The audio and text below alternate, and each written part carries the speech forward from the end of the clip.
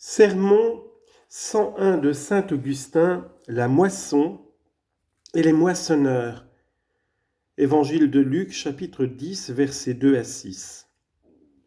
La lecture de l'évangile que nous venons d'entendre nous invite à rechercher quelle est cette moisson dont notre Seigneur parle en ces termes. La moisson est sûrement grande, mais les ouvriers en petit nombre. Priez donc le maître de la moisson d'envoyer en sa moisson des ouvriers. Ce fut alors qu'aux 12 disciples qu'il désigna sous le nom d'apôtres, il en ajouta 72 autres et les envoya, comme l'indiquent ces paroles, à cette moisson toute préparée. Quelle est donc cette moisson ? Cette moisson n'était pas celle de nous autres gentils, puisque rien n'avait été semé parmi nous. Il faut donc conclure qu'il s'agissait de celle du peuple juif. C'est pour elle en effet que vint le maître de la moisson, et pour elle qu'il envoya des moissonneurs, tandis qu'il adressa aux gentils non pas des moissonneurs mais des semeurs. Ainsi la récolte faite parmi les Juifs devait servir à ensemencer la gentilité. Dans cette récolte furent pris les apôtres, et si la moisson était mûre en cette contrée, c'est que les prophètes y avaient semé. Aimons à contempler la divine culture, à voir les dons de Dieu avec bonheur, ainsi que les ouvriers qui travaillent en son champ. À cette culture s'exerçait celui qui disait « J'ai travaillé plus que tous ». Mais, comme les forces lui étaient données par le maître de la moisson, il avait soin d'ajouter « Ce n'est pas moi pourtant, mais la grâce de Dieu avec moi ». 1 Corinthiens 15, 10. Or c'est bien de l'agriculture qu'il s'occupe puisqu'il dit expressément « J'ai planté, Apollos a arrosé ». 1 Corinthiens 3, 6. Cet apôtre donc qui de Saul était devenu Paul, c'est-à-dire petit, d'orgueilleux qu'il était, car Saul vient de Saül et Paul de Paulum petit, et qui d'ailleurs semble avoir voulu nous faire comprendre la signification de son nom lorsqu'il disait « Je suis le plus petit des apôtres ». 1 Corinthiens 15, 9. Ce Paul, ce petit, ce dernier, fut donc envoyé vers les gentils, et lui-même déclare que c'est surtout vers eux qu'il faut envoyer. Il l'écrit et nous le lisons, nous le croyons, nous le prêchons. Il dit en effet dans son épître aux Galates qu'après avoir été appelé par le Seigneur Jésus, il vint à Jérusalem. Là, il confronta son évangile avec la doctrine des apôtres, et ils se donnèrent la main en signe de concorde et d'harmonie parfaite. Car ce qu'ils avaient appris de lui ne différait aucunement de ce qu'ils enseignaient. Il ajoute qu'il fut convenu entre eux qu'ils se réserveraient pour la gentilité et eux pour la circoncision, lui pour semer et eux pour moissonner. Galates 2, 1 à 9. Aussi est-ce avec raison que même sans s'en douter, les Athéniens lui donnèrent son véritable nom, lorsque l'entendant prêcher, ils se dirent « Quel est ce semeur de paroles ?» Actes 17, 18. Soyez attentifs, aimez à contempler avec moi cette grande culture, ces deux moissons dont l'une est faite et l'autre à faire, car l'une est faite parmi les Juifs et l'autre à faire parmi les gentils. Prouvons-le. Et comment le prouver sinon par les livres divins du maître de la moisson ? Déjà, il est dit dans le passage que nous expliquons, « La moisson est abondante, mais des ouvriers en petit nombre. » Priez le maître de la moisson d'envoyer à sa moisson des ouvriers. Et comme les Juifs devaient contredire et persécuter les moissonneurs, voici, poursuit le Seigneur, que je vous envoie comme des agneaux au milieu des loups. Relativement à cette moisson, montrons quelque chose de plus clair encore dans l'Évangile selon saint Jean. Près du puits de Jacob, où le Seigneur s'assit tout fatigué, il se passa de grandes choses. Mais nous avons trop peu de temps pour traiter de ces mystères. Voici ce qui a rapport à la question présente. Nous avons entrepris de prouver que la moisson dont parle le Sauveur désigne les peuples à qui se sont adressés les prophètes, et il fallait bien que les prophètes semassent pour que les apôtres puissent recueillir. Or, pendant que la Samaritaine s'entretenait avec le Seigneur Jésus, lorsque le Seigneur lui eut dit, entre autres choses, de quelle manière on doit adorer Dieu, nous savons, reprit-elle, que le Messie, c'est-à-dire le Christ, va venir et qu'il nous apprendra toutes choses. Moi qui te parle, ajouta le Sauveur, je le suis. Crois ce que tu entends. Pourquoi chercher ce que tu vois? Moi qui te parle, je suis le Christ. Mais quand cette femme disait, nous savons que le Messie va venir, le Messie qu'ont annoncé Moïse et les prophètes et qu'on nomme le Christ, évidemment la moisson était en épi. Elle avait dû pour germer être semée par les prophètes, mais elle était mûre et pour être recueillie elle attendait les apôtres. Aussi, dès qu'elle eut entendu ces mots du Sauveur, la Samaritaine crut, laissa là sa cruche, s'en alla en courant et commença à annoncer le Seigneur. Pendant ce temps-là, les disciples étaient allés acheter des aliments. Ils virent, en revenant, que leur maître s'entretenait avec une femme, et ils s'en étonnèrent. Ils n'osèrent cependant lui dire, « De quoi ou par quel motif vous entretenez-vous avec elle ?» gardant en eux leur étonnement et refoulant dans leur cœur le désir de l'exprimer. Ainsi le nom du Christ n'était pas nouveau pour la Samaritaine. Elle attendait son arrivée, elle croyait qu'il allait paraître. D'où lui venait cette foi, sinon de ce que Moïse l'avait semé? Mais voici plus expressément encore ce que nous cherchons. Vous prétendez que l'été est loin encore, dit alors le Seigneur à ses disciples. Levez les yeux et voyez les campagnes déjà blanchissent pour la moisson. D'autres ont travaillé, ajouta-t-il, et vous, vous êtes entrés dans leurs travaux. Jean 4, 6 à 38. En effet, Abraham, Isaac, Jacob, Moïse et les prophètes avaient travaillé pour semer. La moisson était mûre à l'arrivée du Seigneur. Il envoya des moissonneurs armés de la faux de l'Évangile, et ils rapportèrent des gerbes sur l'aire sacrée où devait être foulé saint Étienne. Ici se présente Paul et on l'adresse aux gentils, ce qu'il ne laisse pas oublier en parlant de la grâce spéciale qu'il a reçue en propre, car il est dit dans ses écrits qu'il est envoyé pour prêcher l'Évangile dans des pays où le nom même du Christ n'était pas connu. Mais comme la première moisson est terminée et que tous les Juifs qui restent, considérons cette autre récolte dont nous faisons partie. Que la semence ait été répandue par les apôtres ou par les prophètes, c'est toujours le Christ qui a semé, car il était dans les apôtres, quoique d'ailleurs il ait moissonné en personne. Les apôtres en effet ne pouvaient rien sans lui, tandis que sans eux rien ne lui manque, et il leur disait « Sans moi, vous ne sauriez rien faire ». Jean 15, 5.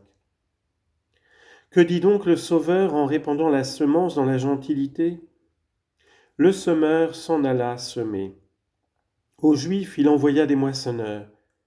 Il vient ici semer hardiment. Pourquoi d'ailleurs aurait-il hésité en voyant tomber sa semence, partie sur le chemin, partie dans des endroits pierreux et partie au milieu des épines? S'il avait craint de passer par ces terrains ingrats, il ne serait pas arrivé au bon terrain. Pourquoi nous occuper encore des Juifs et parler de la paille? Cherchons seulement à n'être ni un chemin, ni des endroits pierreux ou couverts d'épines, mais une bonne terre. Que notre cœur soit si bien préparé qu'il produise 30, 60, 1000 et 100 pour un. Ces chiffres sont bien différents sans doute. Tous néanmoins ne représentent que du froment. Ne soyons pas un chemin dans la crainte que la semence foulée aux pieds par les passants ne soit emportée par l'ennemi comme un oiseau rapace.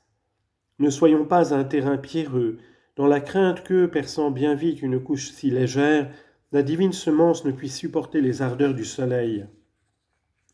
Ne soyons pas non plus une terre couverte d'épines, livrée aux passions du siècle, aux sollicitudes d'une vie abandonnée au vice. Matthieu 13, 3 à 23. Ah, qu'y a-t-il de plus affreux que ces sollicitudes de la vie qui ne laissent point arriver à la vie? Qu'y a-t-il de plus misérable que ces soins de la vie qui font perdre la vie? Qu'y a-t-il de plus infortuné que ces craintes de la mort qui donnent la mort? Ah, qu'on arrache ces épines, qu'on prépare le champ et qu'ils reçoivent la semence, qu'on parvienne enfin à la moisson avec le désir d'être serré dans le grenier et sans craindre le feu. Établis par le Seigneur ouvrier tel quel dans son champ, nous devions vous rappeler ces vérités, semer, planter, arroser, creuser, même autour de certains arbres, et y mettre de l'engrais. Notre devoir est de vous donner avec fidélité, le vôtre de recevoir fidèlement. Et c'est au Seigneur de nous aider, nous à travailler, vous à croire, tous à souffrir et en même temps à vaincre le monde avec sa grâce. Maintenant donc que j'ai rappelé vos obligations, je veux aussi parler des nôtres. Peut-être néanmoins que quelques-uns d'entre vous jugent inutile ce dessein et qu'ils se disent en eux-mêmes « Ah, si plutôt il nous renvoyait ! Il nous a entretenus de ce qui nous regarde, que nous importe ce qui le concerne. Mais je crois, mes frères, que la charité mutuelle qui nous unit demande plutôt que nous ne soyons pas étrangers. Vous ne faites tous qu'une seule famille, et nous tous qui vous distribuons les dons de Dieu, ne faisons-nous point partie de cette même famille, n'obéissons-nous pas au même chef? Est-ce d'ailleurs de mon bien que je vous donne? N'est-ce pas du bien? N'est-ce pas du sien? Et ne m'en fait-il point part à moi-même? Si je vous donnais ce qui est à moi, je vous enseignerais le mensonge, puisque le menteur parle de son propre fond. Jean 8, 44. Ainsi donc, vous devez entendre ce qui concerne les dispensateurs de la parole sainte, afin que vous vous félicitiez si vous en rencontrez de bons, enfin, afin aussi que vous vous instruisiez de leurs obligations. Combien en effet je vois parmi vous de dispensateurs futurs. Nous étions où vous êtes. Si l'on nous voit aujourd'hui distribuer du haut de cette chair des aliments spirituels aux serviteurs de notre commun Maître, il y a peu d'années encore que, trouvés en bas, nous recevions avec eux les mêmes aliments sacrés. Évêques, je parle des laïcs, mais je sais à combien de futurs évêques je parle. Examinons quel sens donner aux prescriptions faites par le Seigneur aux disciples qu'il envoyait prêcher l'Évangile, mais ne perdons pas de vue que la moisson était toute prête. Ne portez, leur dit-il, ni bourse, ni sac, ni chaussures, et dans le chemin ne saluez personne. En quelque maison que vous entriez, dites d'abord paix à cette maison, et s'il s'y trouve un fils de la paix, elle reposera sur lui, sinon elle vous reviendra. Sera-t-elle perdue pour eux si elle ne leur revient pas? Ah, loin des âmes saintes, une interprétation semblable. Il ne faut donc pas prendre ces paroles à la lettre, ni conséquemment ce qui est dit de la bourse, des chaussures, du sac, encore moins la défense de saluer personne en chemin, ce qui pris à la lettre et sans examen semblerait nous commander l'orgueil. Considérons notre Seigneur, il est à la fois notre vrai modèle et notre soutien. Notre soutien, sans moi, dit-il, vous ne pouvez rien faire. Notre modèle, le Seigneur a souffert pour nous, dit saint Pierre, vous servant de modèle afin que vous marchiez sur ses traces. 1 Pierre 2, 21. Or, notre Seigneur lui-même étant en voyage avait une bourse et il la confiait à Judas. Sans doute il avait affaire à un voleur. Confère Jean 12, 6. Mais je désire m'instruire auprès de mon Seigneur lui-même. Vous aviez, Seigneur, affaire à un voleur, mais aussi, pourquoi possédiez-vous matière à vol? Je ne suis qu'un homme faible et misérable, et vous m'avez averti de ne point porter de bourse. Mais vous en aviez une, et vous pouviez être volé, car si vous n'en aviez pas eu, ce malheureux n'aurait pu vous l'enlever. Ne faut-il donc pas que le Seigneur me réponde ici, comprends bien ce que signifient ces mots, ne portez point de bourse? Qu'est-ce qu'une bourse, sinon de l'argent enfermé, ou la sagesse que l'on tient cachée? Que signifie donc ne portez pas de bourse, sinon ne soyez pas sages pour vous-même? Recevez le Saint-Esprit. Mais dans ton âme, il doit être une source jaillissante et non une bourse, ce qui se donne et non ce qui s'enferme. Le sac aussi est une espèce de bourse. Mais les chaussures, Les chaussures qui vous servent sont des cuirs d'animaux morts qui nous préservent les pieds. L'obligation de ne porter pas de chaussures est ainsi l'obligation de renoncer aux œuvres mortes. C'est à quoi Moïse était invité lui aussi d'une manière figurée quand le Seigneur lui disait « ôte la chaussure de tes pieds car le lieu où tu es debout est une terre sainte ». Exode 3, 5. Est-il terre aussi sainte que l'Église de Dieu ? Restons-y donc debout, ôtons-y nos chaussures, c'est-à-dire renonçons aux œuvres de mort. Quant à ces chaussures avec lesquelles nous marchons, notre Seigneur sait encore consoler ma faiblesse. Ah, s'il n'en avait pas eu lui-même, Jean aurait-il dit de lui « Je ne suis pas digne de dénouer la courroie de sa chaussure » Luc 3,16. Aussi, ainsi obéissons plutôt que de nous laisser gagner par la dureté et par l'orgueil. Moi, dit celui-ci, j'accomplis l'évangile puisque je marche pieds nus. Tu le peux, moi, je ne le puis. Mais soyons fidèles à l'obligation qui nous est commune, laquelle, d'avoir une ardente charité, de nous aimer réciproquement.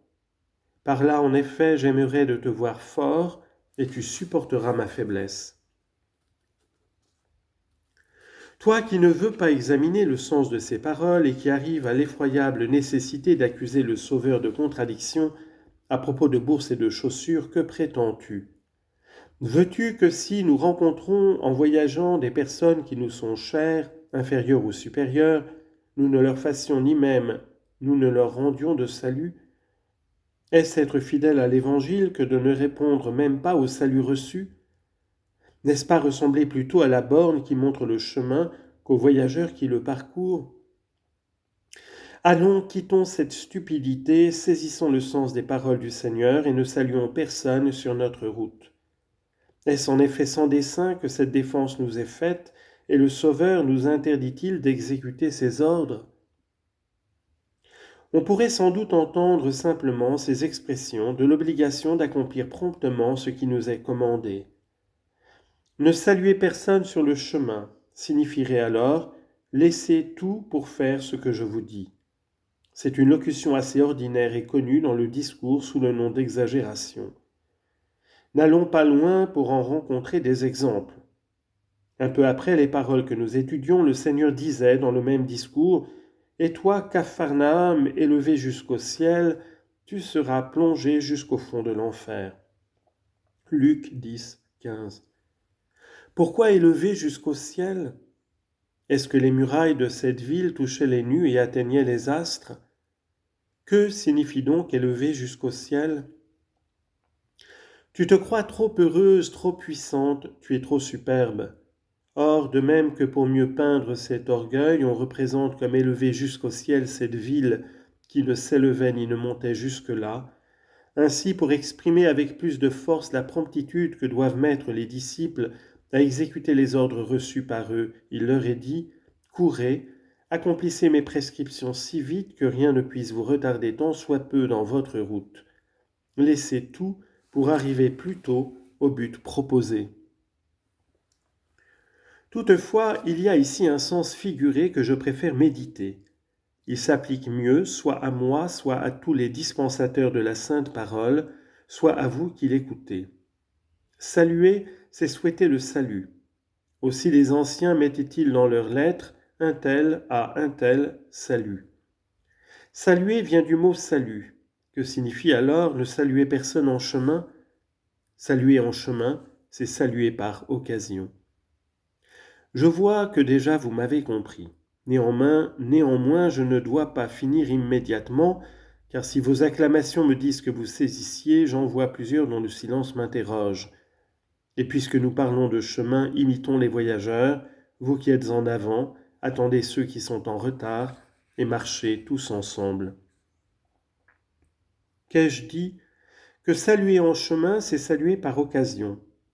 On n'allait pas vers quelqu'un et on le salue. On faisait une chose, il s'en rencontre une autre. On poursuivait un dessein, et accidentellement on a trouvé quelque autre chose à faire. Ainsi, qu'est-ce que saluer par occasion ? C'est par occasion annoncer le salut. Mais annoncer le salut, n'est-ce pas annoncer l'Évangile ? Ah, si tu l'annonces, fais-le donc par choix et non par occasion. Il y a en effet des hommes qui ne cherchent absolument que leurs intérêts et qui prêchent l'Évangile. Tels étaient ceux dont l'apôtre disait en gémissant « Ils cherchent tous leur intérêt et non pas ceux de Jésus-Christ ». Philippiens 2, 21. Ils saluaient, ils annonçaient le salut, ils prêchaient l'Évangile, mais en vue de toute autre chose.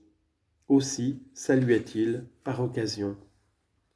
Mais à quoi cela mène-t-il ? Ah, si tu ne reconnais à ce trait, ah, si tu te reconnais à ce trait, si tu agis ainsi. Mais quiconque agit n'agit pas de la sorte, et pourtant il peut se rencontrer quelqu'un qui le fasse. Si donc tu te reconnais à ce trait, tu ne fais rien, tu sers seulement à faire quelque chose. L'apôtre en effet admit avec lui de semblables ouvriers, et pourtant il ne les formait pas ainsi.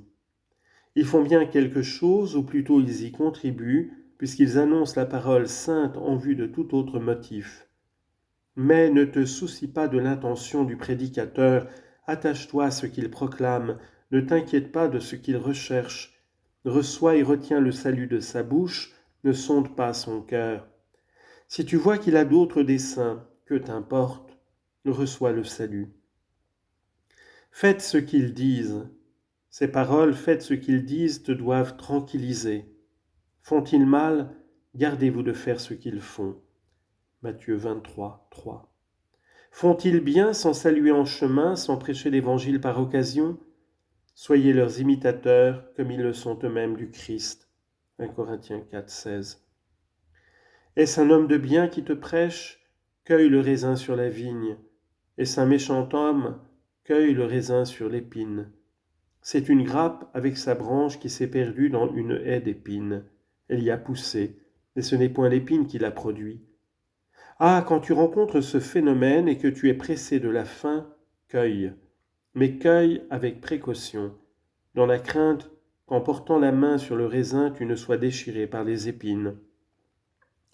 En d'autres termes, écoute ce qui est bien sans imiter ce qu'on fait de mal. Si ce malheureux prêche par occasion et salue en chemin, il aura à se repentir de n'avoir pas été fidèle à ce précepte du Christ. En route, ne saluez personne. Mais toi, tu n'auras pas à te repentir de recevoir ni de conserver précieusement le salut qu'on te donne, soit en passant, soit dans le but de te le donner. Revenons à l'apôtre. Écoute-le, voici son conseil. Qu'importe, dit-il, pourvu que le Christ soit annoncé de quelque manière que ce puisse être, ou par occasion, ou par un vrai zèle, je m'en réjouis, et je continuerai à m'en réjouir, car je sais que grâce à vos prières, ceci tourne à mon salut. Philippiens 1, 18 à 19. Ah, que ces apôtres du Christ, que ces prédicateurs de l'Évangile, qui ne saluent pas en chemin, c'est-à-dire qui n'ont d'autre dessein ni d'autre vue que d'annoncer l'Évangile avec une sincère charité, entrent dans la maison et qu'ils disent « Paix à cette demeure ». Ils ne le disent pas seulement de bouche, ils répandent ce dont ils sont remplis, ils prêchent la paix et ils ont la paix. Ils ne ressemblent pas aux infortunés qui répétaient « Paix, paix » sans avoir la paix. Jérémie 8, 11. Que signifie paix, paix et point de paix ? Ils la prêchent et ne l'ont pas. Ils la louent sans l'aimer, ils disent et ne font pas. Pour toi, accepte la paix que le Christ soit annoncé par occasion ou par un vrai zèle. Mais quand on est rempli de paix et qu'on dit en saluant paix à cette demeure, s'il y a là un fils de la paix, cette paix reposera sur lui. Sinon, s'il n'y a pas là un fils de la paix, celui qui l'a donné n'y aura rien perdu. Elle vous reviendra, dit le Seigneur. Elle te reviendra sans qu'elle t'ait quitté. En d'autres termes, il te sera utile de l'avoir annoncé, mais lui ne gagnera rien de l'avoir refusé. Si ton vœu est resté sans effet, tu n'as point pour cela perdu ta récompense. Il en est accordé une à la bonne volonté, une à la charité que tu as déployée, et tu la recevras de celui-là même qui t'en donne l'assurance, quand il fait dire aux anges, paix sur la terre aux hommes de bonne volonté. Luc 2, 11.